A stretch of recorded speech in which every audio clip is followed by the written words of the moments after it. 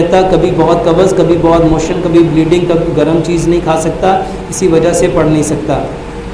اگر کسی کا معدہ خراب ہے، اس کا سب سے بہترین علاج یہ ہے کہ وہ اپنا کھانا مٹی کے برتن میں پکائے، سرسوں کے تیل میں پکائے، چینی کی جگہ گڑ لے، پتھر والا نمک لے، آٹا پتھر کی چکی کا پسا ہوا لے، پانی مٹی کے برتن میں رکھ کے مٹی کے گلاس میں ڈال کے پیے۔ اس کے ساتھ صبح کا کھانا 60% کھائے، دوپہر کا کھانا 30% کھائے، شام کا کھانا 10% کھائے۔ کھانا کھانے سے آدھا گھنٹہ پہلے پانی پیے، 1.5 گھنٹہ بعد پانی پیے۔ ایک لقمے کو 32 بار چبائے۔ ایک لقمے کو، میرے بھائیوں، جب ایک لقمے کو 32 بار چباؤ گے وہ کھانا کیا بن جائے گا؟ جب ہم ایک لقمے کو 32 بار چبائیں گے تو میرے بھائیوں وہ کھانا اتنا پتلا بن جائے گا، اتنا سافٹ ہو جائے گا، اتنا نرم ہو جائے گا کہ آپ کے معدے کو کوئی کام کرنا پڑے گا۔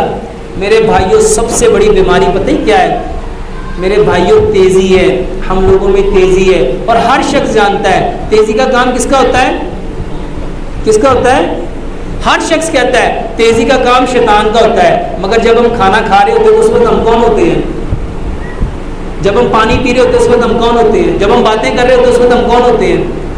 میرے بھائیو، اللہ سبحانہ وتعالیٰ نے قرآن میں فرمایا ان اللہ مع الصابرین، بے شک اللہ صبر کرنے والوں کے ساتھ ہے۔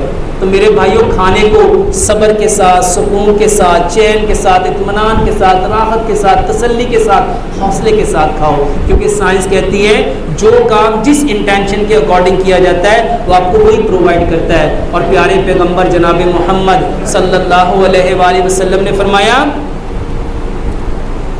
نبی صلی اللہ علیہ وسلم نے فرمایا انما الاعمال بالنیات، عملوں کا دار و مدار نیت پہ ہے۔